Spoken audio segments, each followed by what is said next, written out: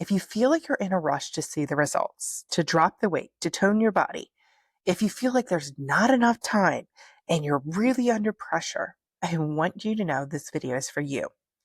That mindset, the pressure, the urgency, the desperation is not where your best results come from. And no one creates lasting change from that space. I know because I've done it myself. And I've gotten caught in the trap of creating so much urgency, so much pressure that I'm grinding out the results. And I know what it's like to want a transformation now. Like, I am done waiting. I'm done feeling this way. I want the change. And you desperately want the number on the scale to drop. You want the inches to be gone. You want your body to feel stronger. You want to be able to move up and down the stairs easier. You want to breathe easier, all the different things. Or maybe you have something to prove to yourself or to somebody else. But I also know what happens when you operate from that energy of pushing too hard. You end up making sacrifices to get the results, and then you crash because that kind of energy is not sustainable. It's driven by proving, not becoming. It's built on urgency, not identity. It's about crisis, not care. So let me tell you a story. Years ago, I entered a pumpkin carving contest. No big deal, not a major moment in my life, just something fun. I thought it was interesting. I thought I would do it. There was no pressure, no emotional attachment around it until I told somebody close to me. And they kind of chuckled about it and they kind of mocked me. And they said, "You can't do that. What makes you think you could do that?" And just like that, something flipped inside of me. It was like I snapped and I went from don't really care, just doing this for fun to I've got to prove myself. I'm going to win this thing. And just like that, I saw in my head how I had to have this victory to prove this person wrong. That was my driver. So I poured myself into this. I got really creative and I designed a whole character and I made a whole display. And guess what happened? I won. I won the whole entire contest. And that feeling, that rush, it was incredible. But not because of my design and my creativity, because I was like, ha, ha, ha, wait till they see what I did. And you know what? They didn't even really care because their comment had been so off the cuff, so like just word vomit. People just say things all the time. But I made it mean something to me. And that triggering in me, that resulted from my ego being stirred, that created this fire inside me. Yes. And that fire was burning hot. And as a result, I won. But that was not a fuel that would sustain me because I didn't have a love of pumpkin carving or decorating pumpkins and building displays. There was not anything in it that I would have done this long term wise. I was simply driven to win, not to lose. And that's a big difference because when you have a passion, you have a vision, and you have desire for something versus being just welled up in the moment and stirred and the fire gets really hot, but it's also going to burn out really quick.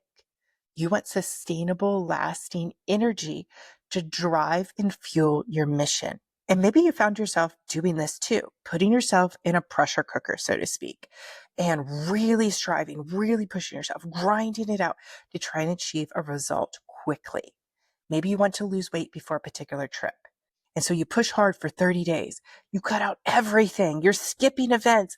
You're squeezing in workouts no matter how tired you are. You're pushing, you're grinding, you're draining yourself so that you can see those results by a particular time. But by the time the trip comes, you're exhausted and you're desperate and you're longing for more fuel, and you eat and you enjoy yourself on vacation. And guess what happens? There comes back the weight. You're operating entirely on willpower and pressure or even fear. And that energy, friend, does not carry over for sustainable results because you're not building it as a part of your life. You're just pushing through, grinding through in the moment.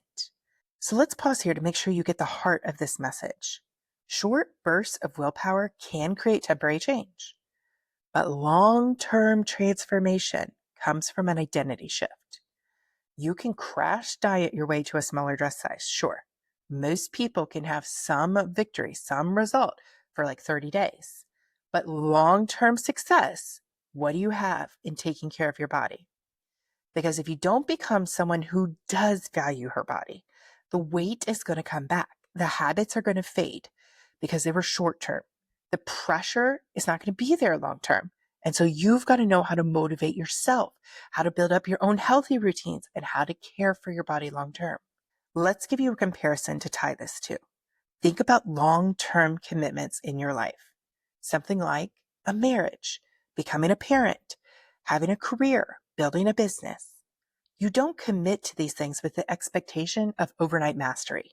You don't decide to become a mom one day and expect you're going to be a mom immediately the next day and know how to do it all and have it all figured out and raise this perfect child without any complication for the next 18 years. No, you figure it out as you go. Why? Because you've chosen the identity. You're all in. You are the mother. You are the partner. You are the business owner. So when challenges show up, you don't quit. You learn how to adjust. You learn how to ask for help. You try again. You keep going because you're all in. Because quitting isn't even on the table because it's who you are. Your identity is anchored in. You are securely who you are. Now bring that to your wellness journey and ask yourself, who do I want to become? Not just because of the result it's going to give you, but who do I want to become in this body?